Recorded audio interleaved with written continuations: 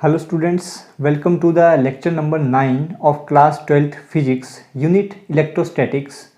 Last lecture में हम electric field का basic, electric field intensity, electric field की एसआई यूनिट्स, उसकी डायमेंशनल फार्मूला, कैसे हम इसकी डायरेक्शन को रिप्रेजेंट करते हैं, ये सब पढ़ चुके हैं। तो आज का लेक्चर देखने से पहले अगर आपने वो लेक्चर नहीं देखा है तो आप पहले वो लेक्चर अटेंड कीजिए, उसके बाद आप आज का लेक्चर अटेंड कर सकते हैं। तो आज जो चीज़ें हम डिस्कस करने वाले हैं ये थोड़ा मैथमेटिकल पार्ट ज़्यादा रहेगा, डेरिवेशन पार्ट थोड़ा ज़्यादा है, तो इसमें थ्योरेटिकल पार्ट थोड़ा कम रहेगा। तो आप प्लीज़ साथ साथ अपने नोट्स बनाते जाइए। तो आइए शुरू करते हैं आज का लेक्चर।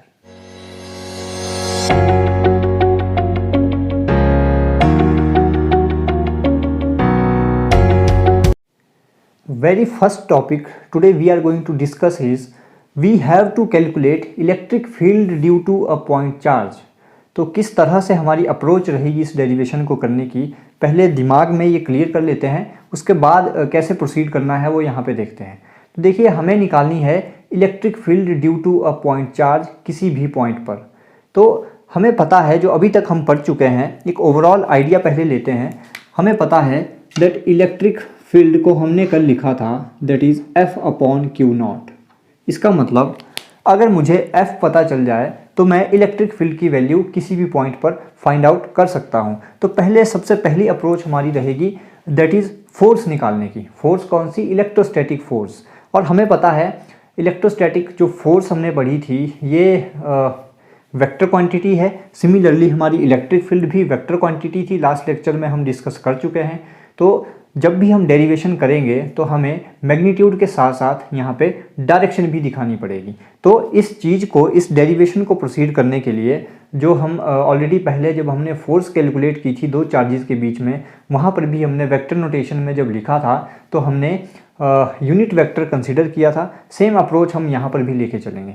तो दिमाग में बिल्कुल क्लियर आइडिया है। सबसे पहले हम फोर्स निकालेंगे, फोर्स निकालने के बाद हम इलेक्ट्रिक फील्ड की वैल्यू फाइंड आउट कर सकते हैं। तो फोर्स कैसे निकालनी है कंसीडर कर लेते हैं पहले। Let I have a frame of reference, let us name it as OX, Y and Z। We have taken a reference frame as OXYZ. Let any point charge plus Q is at point O। मान लेते हैं कोई charge plus Q O point पर situated है। हमसे पूछा जा रहा है calculate the value of electric field at any point P in the reference frame OXYZ। हमें क्या फाइंड आउट करना है? इलेक्ट्रिक फील्ड की वैल्यू इस P पॉइंट पर किसकी वजह से, इस Q जो सोर्स चार्ज है इसने कितनी इलेक्ट्रिक फील्ड इस पॉइंट पर, इस चार्ज की वजह से इलेक्ट्रिक फील्ड की वैल्यू इस P पॉइंट पर है। तो हम क्या पहले कंसिडरेशन क्या है हमारी? Consider a frame of reference OXYZ। उसके बाद हमने कंसीडर किया let a point charge plus Q is situated at point O। we have to calculate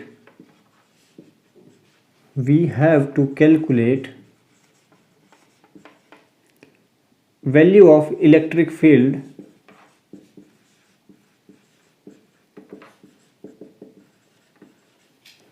at any point P। तो मैं क्या करने जा रहा हूँ, इस O पॉइंट से P पॉइंट को मिलाने जा रहा हूँ और इस डिस्टेंस को मैं नाम देता हूँ let this OP is position vector as R vector. और अगर यूनिट वेक्टर की टर्म में मैं लिखना चाहूँ तो R is a unit vector pointing from O to P।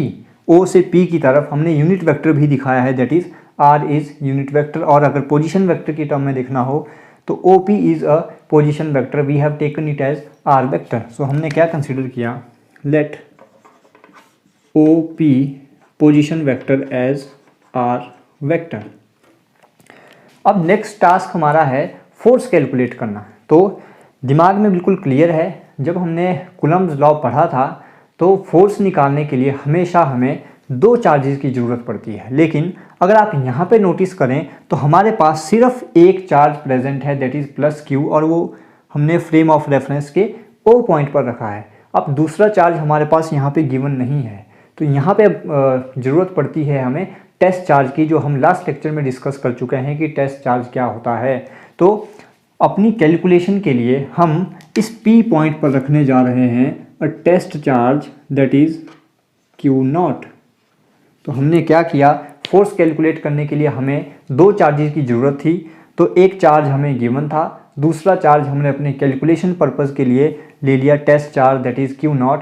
ये हमारी कैलकुलेशन को अफेक्ट नहीं करेगा, यानी इसकी वजह से इस पर कोई फ़र्क नहीं पड़ने वाला, पर हम इसकी वजह से इस पॉइंट पर इलेक्ट्रिक फील्ड की वैल्यू फिर फाइंड आउट कर सकते हैं। तो हमने कंसिडर किया late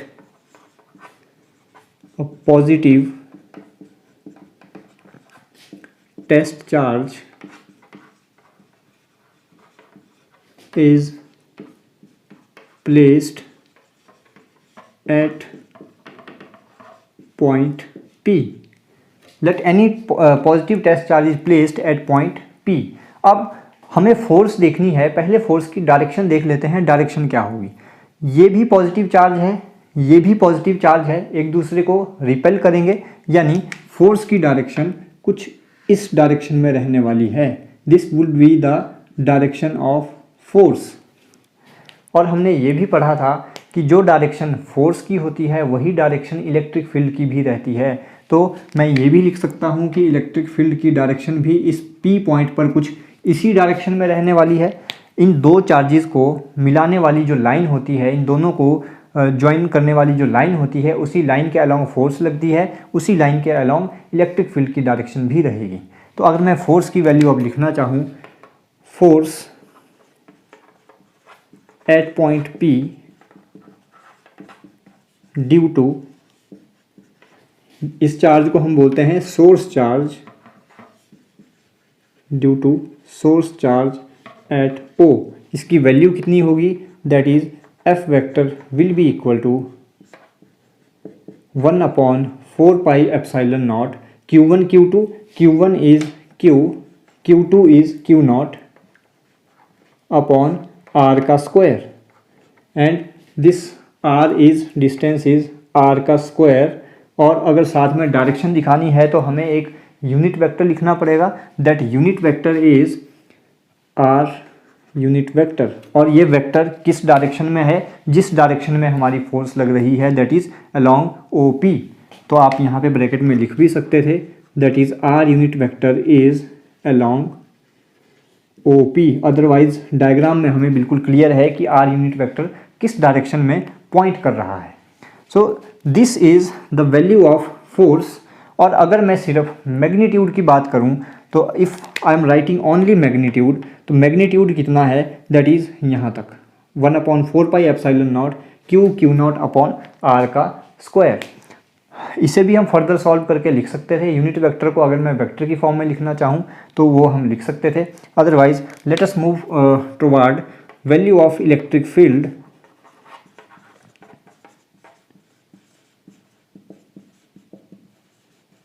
at point P। Electric field की वैल्यू कितनी होगी, ये हमने सीखा था कल लिखना, that is E vector is equal to limit Q0 tends to 0 F vector upon Q0। Value place करते हैं, limit Q0 tends to 0, F vector की वैल्यू है 1/4 pi epsilon naught Q0 upon R का square, R unit vector upon Q0 into 1/Q0। Q0 से Q0 cancel, E vector is equal to, अब limit लिखने की ज़रूरत नहीं है, रीज़न बीइंग इस इक्वेशन से Q0 कैंसल आउट हो चुका है, तो अब आपको लिमिट लगाने की ज़रूरत नहीं है, दैट इज़ 1/4πε0 Q/r², साथ में r यूनिट वेक्टर। ये r यूनिट वेक्टर हमें सिर्फ डायरेक्शन दे रहा है कि जो हमारी इलेक्ट्रिक फील्ड है उसकी डायरेक्शन अलोंग OP है, r यूनिट वेक्टर OP की डायरेक्शन में ही है। So this is the value of electric field at point P due to this source charge Q, and if I right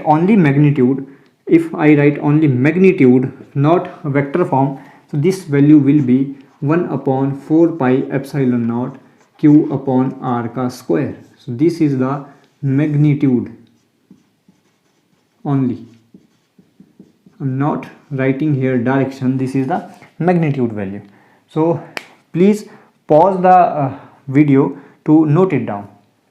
एक step और आगे चलते हैं। हमारे पास वैल्यू निकल के आई है, दैट इज़, मैं सिर्फ यहाँ पे मैग्नीट्यूड लिख रहा हूँ, 1/4πε0 Q/r²।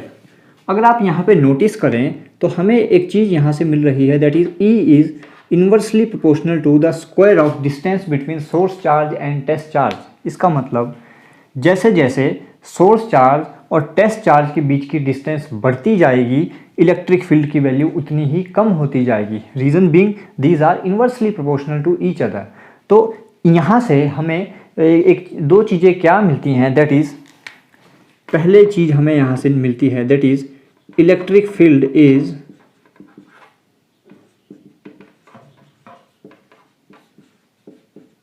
स्फेरिकली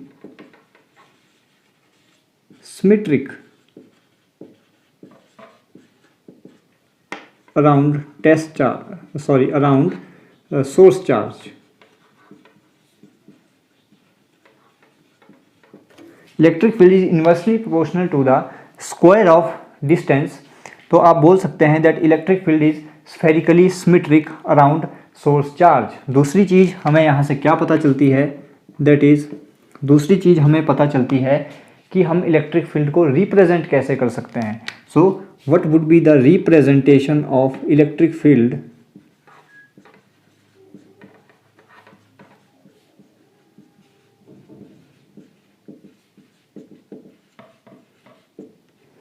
देखिए, लास्ट लेक्चर में हमने पढ़ा था कि जब हमारे पास सोर्स चार्ज पॉजिटिव होगा तो इलेक्ट्रिक फील्ड की डायरेक्शन क्या रहती थी, इनवर्ड और आउटवर्ड। तो हमने पढ़ा था कि इलेक्ट्रिक फील्ड की डायरेक्शन आउटवर्ड रहती है, हमने एरो हेड से ये शो किया था। अब देखिए, जब भी हम इलेक्ट्रिक फील्ड के बारे में बात करेंगे तो बहुत इंपॉर्टेंट रहता है कि आप एरो हेड कितनी लेंथ का लगाते हैं।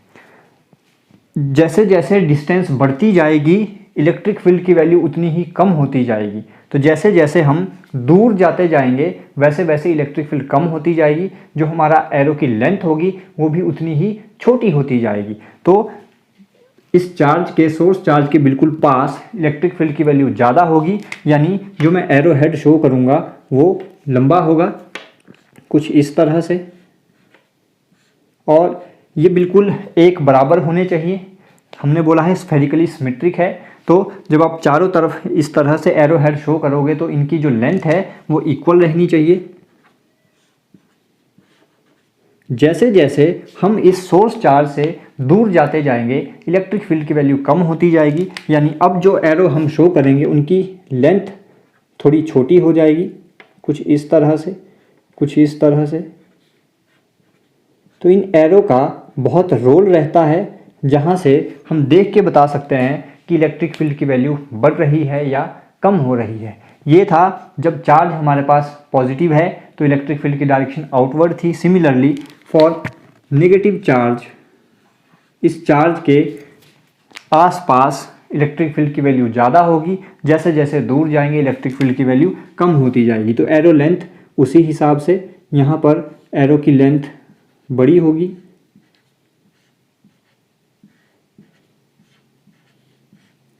जैसे जैसे हम दूर जाएंगे एरो की लेंथ छोटी होती जाएगी। तो ये चीज़ें आपको अच्छे से अपने डायग्राम में रिप्रेजेंट करनी है। तो ये भी हमें इसी इक्वेशन से पता चलता है। Please pause the video to note it down. एक स्टेप और आगे चलते हैं। इलेक्ट्रिक फील्ड के 3 कंपोनेंट हो सकते हैं। ये 3 कंपोनेंट कौन कौन से हैं? पहले मैं यहाँ पे हेडिंग डाल देता हूँ, that is 3 components of electric field. Electric field की जो वैल्यू हमने फाइंड की है, अगर वेक्टर फॉर्म में इसे मैं लिखूं तो हमारे पास आई थी 1/4πε0 Q/r² and r unit vector. अगर इस r यूनिट वेक्टर को मैं तोड़ के लिखूं, हमें पता है by definition a unit vector is a vector divided by its magnitude. तो इसी को मैं यहाँ पे लिख रहा हूँ, that is E vector is equal to 1/4πε0 Q/r का स्क्वायर। r यूनिट वेक्टर को हम लिख सकते हैं r vector upon r vector का मैग्नीट्यूड, और आफ्टर सॉल्विंग दिस Q/r का ये बन जाएगा क्यूब, ये भी मैग्नीट्यूड है, ये भी मैग्नीट्यूड है, and this is r vector. So एक फॉर्म इलेक्ट्रिक फील्ड की ये भी रहती है। इसे हम अब थोड़ा सा मॉडिफाई करेंगे। ये जो r वेक्टर है इसे हम किस तरह से लिख सकते हैं? देखिए, मान लेते हैं इस P पॉइंट के जो कोऑर्डिनेट्स हैं वो है x, y, z, यानी ये P पॉइंट स्पेस में है जिसके कोऑर्डिनेट x, y, z हैं। तो हम यहाँ पे लिख रहे हैं let point P has coordinates as x, y, z. So this OP जो किसके इक्वल था r वेक्टर के, इसे मैं अगर वेक्टर नोटेशन में लिखना चाहूँ तो किस तरह से हम लिख सकते हैं? दैट इज जो x वाला कंपोनेंट है that is in x axis, y वाला कंपोनेंट है y एक्सिस में, जो z कंपोनेंट हमने लिखा है z coordinate that is in z axis, this is z axis. So we can write its r vector as x i cap, x i cap मतलब x की direction में है, plus y किस direction में है? j की direction में, plus z k cap. तो इस तरह से हम r वेक्टर को लिख सकते हैं। अगर मैं इसका मैग्नीट्यूड लिखूं, magnitude of this r vector it will be equal to x square plus y square plus z square का under root. Putting these values here we will get E vector is equal to 1/4πε0 Q upon r का cube that is magnitude का cube x square plus y square plus z square का under root की whole power 3 and r vector that is x i cap plus y j cap plus z k cap. इसे थोड़ा सा further और solve करेंगे। E vector is equal to 1/4πε0 Q upon x square plus y square plus z square की power it will become 3/2 and x i cap plus y j cap plus z k cap. तो this is the final value. अब यहाँ से हम इसके 3 component लिखेंगे। अब देखिए, ये जो इलेक्ट्रिक फील्ड की वैल्यू आई है इसमें x कंपोनेंट भी है, y कंपोनेंट भी है एंड z कंपोनेंट भी है। अगर हमसे पूछा जाए सिर्फ इलेक्ट्रिक फील्ड की वैल्यू आप x कोऑर्डिनेट में लिख के बताइए, तो हम लिख सकते हैं Ex will be equal to 1/4πε0 Q upon, जब भी आप x में लिखना चाहें तो आप सिर्फ x वाला कंपोनेंट लेंगे, y z वाले कंपोनेंट को आप नहीं लिखेंगे। तो मैं साथ में ही लिख देता हूँ x i cap upon x square plus y square plus z square raise to power 3/2। अगर आपसे पूछा जाए y वाला कंपोनेंट तो it will be equal to 1/4πε0। अब आप सिर्फ q के साथ y वाला कंपोनेंट लिखेंगे, x z को कंसीडर नहीं करेंगे। तो it will be q y j cap upon x square plus y square plus z square raise to power 3/2। Similarly z वाला component this E Z will be equal to 1/4πε0 Q के साथ सिर्फ Z वाला component and x square plus Y square plus Z square raised to power 3/2. These are the three components of electric field. Please pause the video to note it down. Please note down a homework. Homework is you have to calculate electric field due to a point charge in terms of position vector. तो ये आपको derivation करके मुझे homework आपको भेजना है. Further we are proceeding. हमें find करना है electric field due to continuous distribution of charges. हमने 3 टाइप के डिस्ट्रीब्यूशन ऑफ चार्जेस पढ़े थे. That is first one was line distribution, second one was surface charge distribution and the third one was volume charge distribution. और इनके लिए हमने जो chapter number 1 पढ़ा था उसमें फोर्स की वैल्यू भी कैलकुलेट करके निकाली थी. तो अगर हम बात करें, सबसे पहले हम कैलकुलेट करते हैं electric field due to line charge distribution. तो आपको ध्यान होगा इसकी वैल्यू हमारे पास निकल के आई थी. That is F vector is equal to 1/4πε0 Q naught integration line charge lambda D L upon R vector minus are dash vector magnitude का cube into R vector minus are dash vector. तो ये value हम already निकाल चुके हैं कि ये हमारे पास वैल्यू किस तरह से आई थी, जहाँ पर this lambda was line charge density. तो अगर अब यहाँ पे हमें इलेक्ट्रिक फील्ड की वैल्यू फाइंड करनी हो तो we know E vector is equal to F vector upon Q naught. Placing the values we will get 1/4πε0. Q naught से क्यू नॉट कैंसिल हो जाएगा. Integration line charge lambda D L upon R vector minus are dash vector magnitude का cube into R vector minus are dash vector. This was the value of electric field due to line charge distribution. Similarly case number 2 due to surface charge distribution. इसके लिए भी हम force की value already calculate कर चुके हैं. वो value हमारे पास निकल के आई थी F vector is equal to 1/4πε0 Q naught integration surface charge sigma D S upon R vector minus are dash vector magnitude का cube into R vector minus are dash vector. इसके लिए अगर हम इलेक्ट्रिक फील्ड की value यहाँ पे लिखें तो E vector is equal to F vector upon Q naught. Q naught से क्यू नॉट कैंसिल हो जाएगा. We will get 1/4πε0 surface charge integration sigma D S upon R vector minus are dash vector का cube into R vector minus are dash vector. Case number 3 due to volume charge distribution.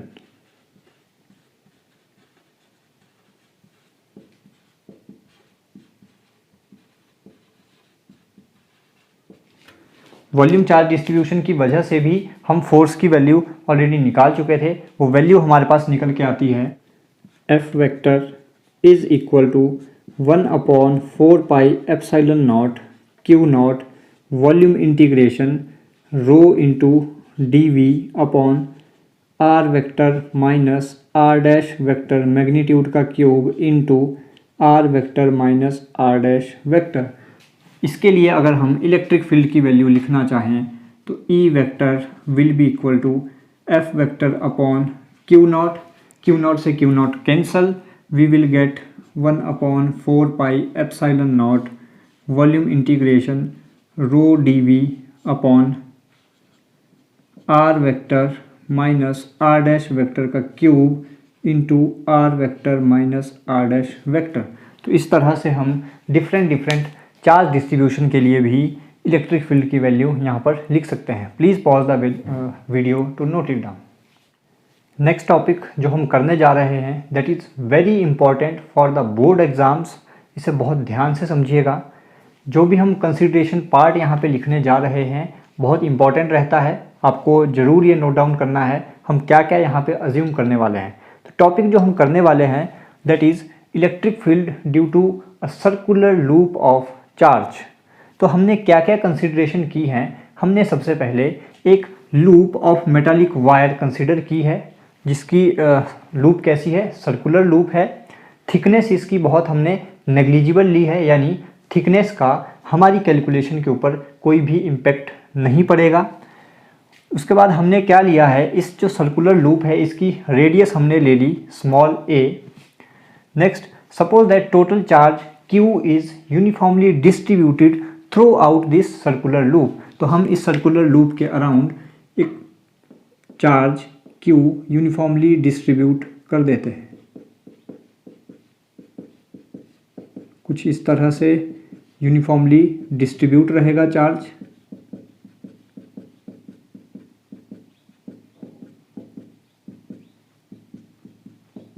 आपको diagram बहुत अच्छे से अपनी notebook में बनाना है। So this is charge Q is total charge Q is uniformly distributed throughout its circumference. The next we have written is suppose loop is placed in YZ plane। आप कोई भी प्लेन कंसिडर कर सकते हैं, हमने यहाँ पे plane consider किया है that is YZ। Let P be a point at a distance x from center of loop। OX जो हमारी लाइन है इस एक्सिस पर हमने एक पॉइंट P कंसिडर किया है जहाँ पर हमें इलेक्ट्रिक फील्ड की वैल्यू फाइंड करनी है due to this circular loop of charge. ये हमारी कंसिडरेशन है। नेक्स्ट हम किस तरह से प्रोसीड करने वाले हैं। देखिए, जब भी हमारे पास ऐसा क्वेश्चन आएगा हमारी अप्रोच बहुत सिंपल रहेगी।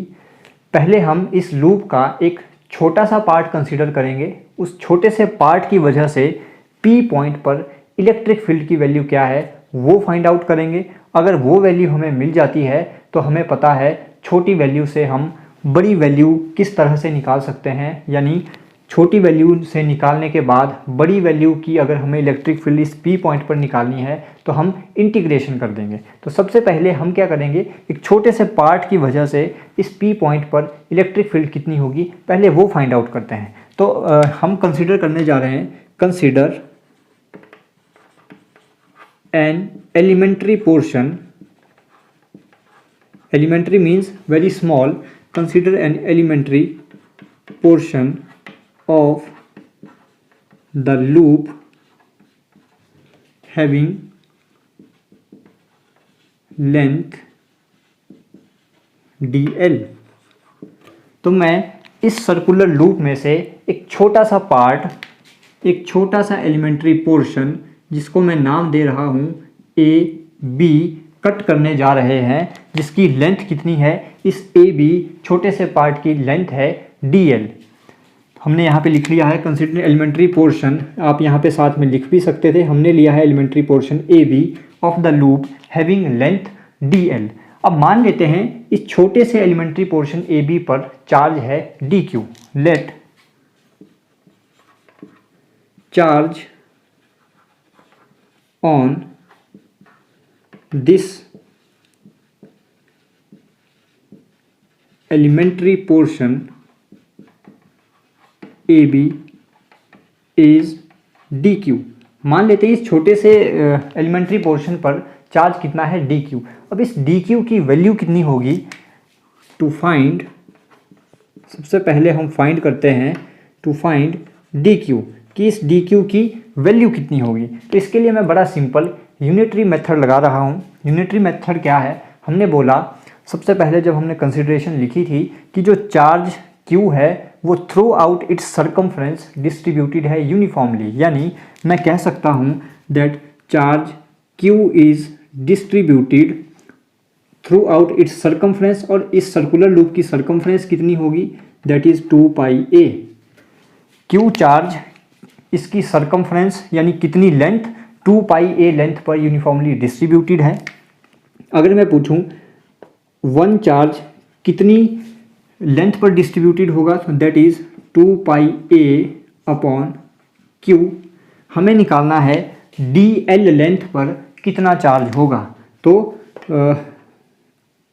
या यहाँ से उल्टा भी हम लिख सकते थे, इस तरह से लिखते हैं, हमें जिस तरह से फाइंड करना है उल्टा लिखते हैं। 2 पाई A लेंथ पर चार्ज था Q, 1 लेंथ पर चार्ज कितना हो जाएगा, that is Q upon 2 pi A। हमें निकालना है इस छोटी लेंथ DL पर कितना चार्ज होगा, तो it will be Q upon 2 pi A into DL। I hope आपको ये यूनिटरी मेथड समझ आया होगा। हमने क्या किया, Q चार्ज डिस्ट्रीब्यूटेड था कितनी लेंथ पर, इसका मतलब कितनी लेंथ मीन्स कितनी सरकमफ्रेंस पर, तो Q charge 2 pi A length पर चार्ज डिस्ट्रीब्यूटेड है Q, 1 लेंथ पर चार्ज डिस्ट्रीब्यूटेड होगा Q upon 2 pi A। Simple unitary method, DL length पर कितना चार्ज होगा, Q upon 2 pi A into DL। So this DQ will be equal to Q upon 2 pi A into DL। अब DQ की value हमें मिल चुकी है। Next अब फाइंड करते हैं इस छोटे से एलिमेंट्री पोर्शन की वजह से इस P पॉइंट पर इलेक्ट्रिक फील्ड की वैल्यू क्या रहती है। तो मैं कंसीडर करके चल रहा हूँ, कंसीडर या let DE is value of electric field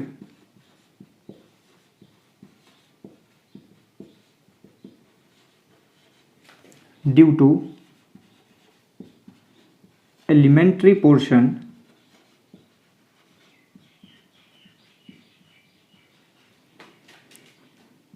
AB of the loop at point P।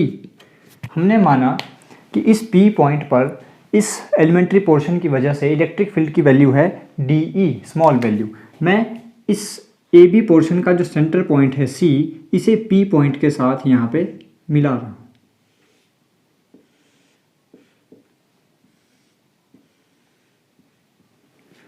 अब आपको ये बताना है, ये जो DE हमने इलेक्ट्रिक फील्ड की वैल्यू लिखी, small value at point P due to this elementary portion, इसकी डायरेक्शन क्या रहेगी।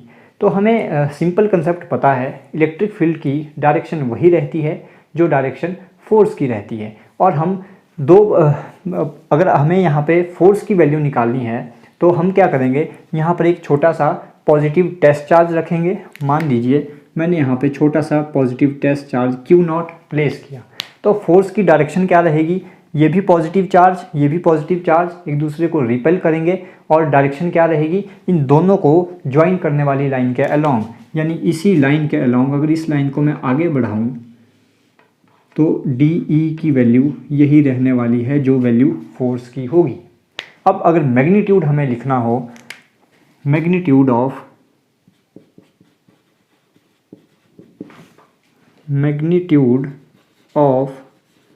DE will be equal to, इस DE की वैल्यू कितनी होगी, 1/4 पाई एप्सिलॉन नॉट। हमें पता है इलेक्ट्रिक फील्ड जब हमने निकाली थी, मैग्नीट्यूड की बात करें तो 1/4 पाई एप्सिलॉन नॉट Q/r², ये वैल्यू होती थी।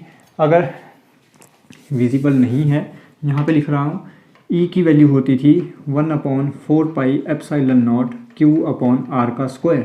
R होती थी distance between source charge and the testing point, जहाँ पर आपको इलेक्ट्रिक फील्ड की वैल्यू निकालनी होती थी। तो DE 1/4 pi epsilon naught, Q कितना है, दैट इज़ DQ।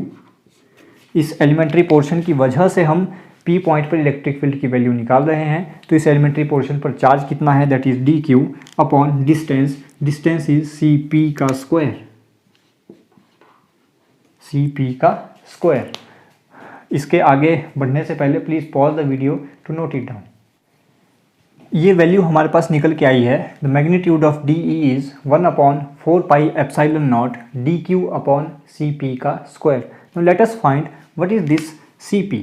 तो CP क्या है, अगर आप देखें इस राइट एंगल ट्राइंगल OCP में अगर मैं पाइथागोरस थ्योरम लगाऊं तो CP का square will be equal to OC का स्क्वायर प्लस ओ पी का square and C P will be equal to O C का square is A square plus O P is X का square under root, और I can write it as X square plus A square की whole power 1/2. Now placing the value of dq and cp in equation number 1. Let this is equation number 1. So de will be equal to, अगर आप de की direction भी लिखना चाहें तो direction क्या रहेगी, along cp. तो de will be equal to 1/4 pi epsilon naught. D Q की वैल्यू हमारे पास निकल के आई थी, दैट इज़ हमने बोला था 2 पाई ए लेंथ पर चार्ज है क्यू, 1 पर होगा q/2 pi A and D Q पर होगा डी एल लेंथ पर होगा q/2 pi A into D L. ये वैल्यू आप ऑलरेडी निकाल चुके हो, तो ये वैल्यू होगी q/2 pi A into D L upon C P का स्क्वायर, तो divide by X square plus A square की होल पावर 1/2, और अगर डायरेक्शन साथ में लिखना चाहें तो along C P. So this is equation number 2. तो वैल्यू हमारे पास आ चुकी है 1/4 pi epsilon naught q/2 pi A D L upon x square plus A square under root. अब ये जो डी ई हमने निकाला है, देखिए इसकी दो डायरेक्शंस हो सकती हैं. Let this angle is theta, if this angle is theta this angle will also be theta. इस डी ई को मैं दो कंपोनेंट में डिवाइड कर सकता हूँ. एक डी ई इस डायरेक्शन में आ जाएगा, that is D E X, और एक इसके perpendicular, that is D E N. हमारे पास इस इलेक्ट्रिक फील्ड के दो कंपोनेंट आ चुके हैं. One is D E X along the direction of angle and another is perpendicular, that is DEN. इन दोनों में से एक कंपोनेंट कैंसल आउट हो जाता है, यानी हमारी कैलकुलेशन में सिर्फ एक कंपोनेंट आएगा, दैट इज DEX. DEN हमारी कैलकुलेशन में नहीं आता. रीज़न बीइंग, मान लीजिए मैं एक एलिमेंट्री पोर्शन यहाँ से भी कंसीडर करता हूँ, ए डैश बी डैश. इस पॉइंट को अगर मैं यहाँ पे मिलाऊं तो इलेक्ट्रिक फील्ड की डायरेक्शन रहेगी डी ई डैश कुछ इस डायरेक्शन में. ये एंगल थीटा अगर कंपोनेंट में डिवाइड करें तो इस डायरेक्शन में आ जाएगा D E x dash cos theta, और इसके अपोजिट डायरेक्शन में आ जाएगा डी ई एन डैश. तो डी ई एन और डी ई एन डैश एक दूसरे को कैंसल आउट कर जाते हैं. हमारे पास जो इलेक्ट्रिक फील्ड आएगी that will be only due to the component D E X. I hope आपको समझ आया होगा. जैसे हमने यहाँ पे एलिमेंट्री पोर्शन कंसीडर किया था, वैसे ही हम यहाँ पर भी एलिमेंट्री पोर्शन कंसीडर कर सकते हैं. उसकी वजह से अगर हम सेम कैलकुलेशन करें, डी ई को कंपोनेंट में डिवाइड करें, तो एक कंपोनेंट एक्स की डायरेक्शन में ही आ जाएगा, एक कंपोनेंट परपेंडिकुलर डायरेक्शन में ऊपर की तरफ. तो डी ई एन और डी ई एन डैश एक दूसरे को कैंसल आउट कर जाएंगे. तो हमारे पास सिर्फ बचता है डी ई एक्स डैश. तो ये चीज़ आपको यहाँ पे लिखनी है. जो चीज़ें हमने बोली वो आप नोट डाउन कर सकते हैं. हमने लिखा है electric field due to elementary portion A B can be resolve into two components, जो हमने बात की थी, that is one is D E X and the another one is D E N. D E X along x axis and D E N along perpendicular to this P X line. So हमने लिखा है the component D E N due to various elementary portion will not contribute to electric field at point P due to this whole loop. The reason being, हमने यहाँ पे आपको show करके भी दिखाया है कि अगर मैं इसके अपोजिट यहाँ पे एक और एलिमेंट्री पोर्शन यहाँ पे कंसीडर करूँ तो उसकी जो डायरेक्शन रहने वाली है डी ई एन की, वो एक दूसरे के अपोजिट रहती है, वो कैंसिल आउट कर जाती हैं. सेम चीज़ यहाँ पे लिखी है that do not contribute to electric field at point P due to whole loop. It is because of the fact that component DEN due to any other elementary portion will cancel out each other. In other words, net electric field at point P will be only due to the DEX component. तो वही यहाँ पे लिखा है. अब please note down करें, please pause the video to note it down. So D E x can be written as d E cos theta.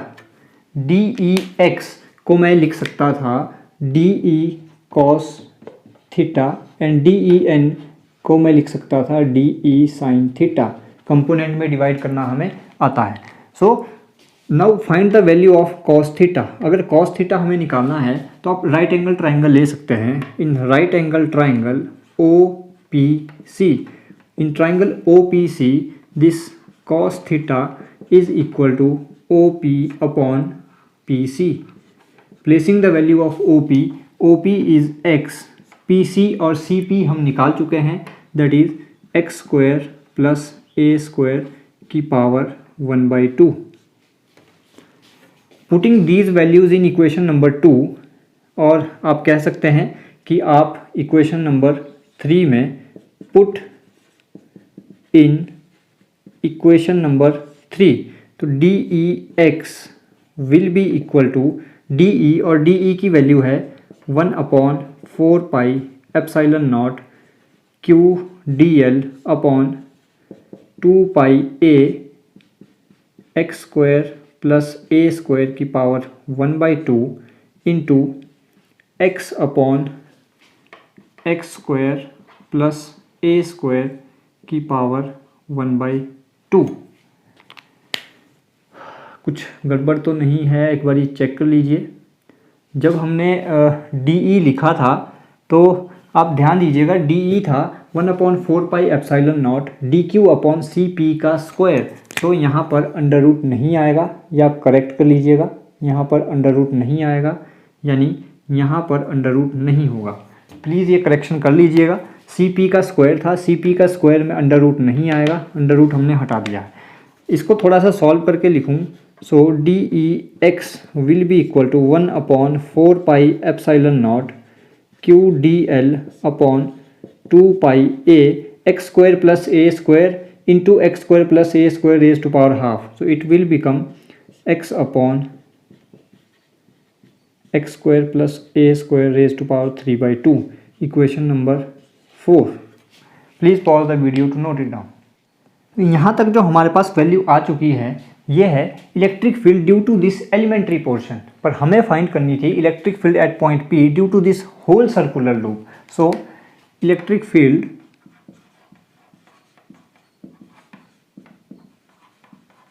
due to whole circular loop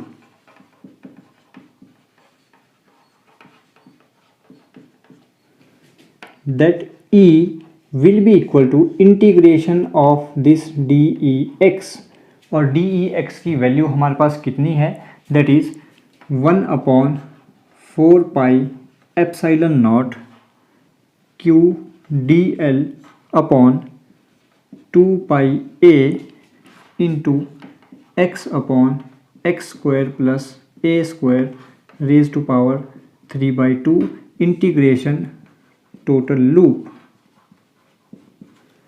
अब integration का सिंपल सा रूल हमें पता है, जितने भी constant हैं यानी जो चीज़ें चेंज नहीं हो सकती उनको आप इंटीग्रेशन से बाहर ले आइए। तो E will be equal to 1/4 pi epsilon naught is constant, Q is constant, 2 pi a is constant, radius change नहीं होगी, दिस x भी चेंज नहीं होने वाला, P पॉइंट फिक्स है, हमें इस पॉइंट पर इंटीग्रेशन की वैल्यू निकालनी है। सो आप x को भी बाहर ला सकते हैं and x square plus A square whole raise to power 3/2 भी कांस्टेंट है। हमारे पास इंटीग्रेशन के अंदर जो चीज़ चेंज हो सकती है दैट इज़ ओनली dl। अभी इतनी सी लेंथ है, हमें पूरी लेंथ की वजह से निकालना है। तो dl इज़ इंटीग्रेशन के अंदर एंड टोटल लूप। इस पूरी सर्कुलर जो लूप है इसकी लेंथ कितनी है, जितनी इसकी सरकमफ्रेंस होगी, तो इंटीग्रेशन हमारे पास निकल के आती है E is equal to 1/4 pi epsilon naught Q upon 2 pi a into x upon x square plus A square raise to power 3/2 into integration हमारे पास आएगी इसकी total length that is its circumference 2 pi a। 2 pi a से 2 pi a cancel, the final value we get, space बना लेते हैं थोड़ा सा, यहाँ पे मैं फाइनल वैल्यू लिख रहा हूँ, that final value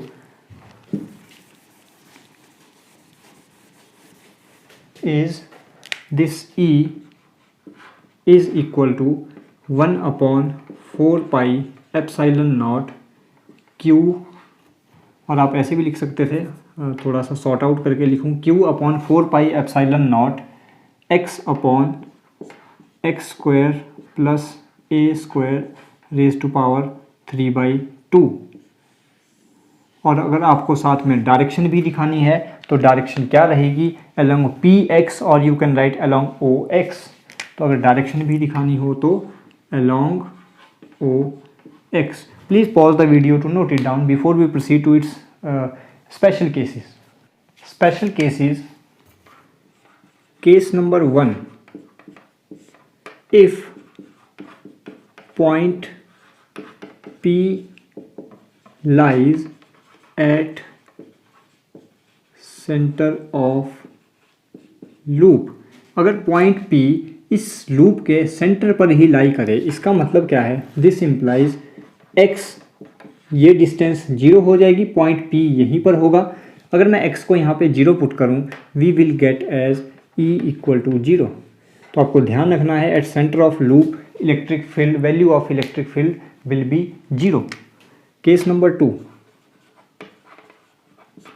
if this x is very very very greater than a, इसका मतलब अगर ये x a के कंपैरिजन में बहुत दूर हो, यानी जो x डिस्टेंस है ये a के कंपैरिजन में बहुत बड़ी हो, इसका मतलब क्या है, इसका मतलब ये है अगर x बहुत बड़ा है, या मैं उल्टा बोलूँ a बहुत छोटा है x के कंपैरिजन में, तो a का स्क्वायर और भी छोटा हो जाएगा। This implies a square can be neglected.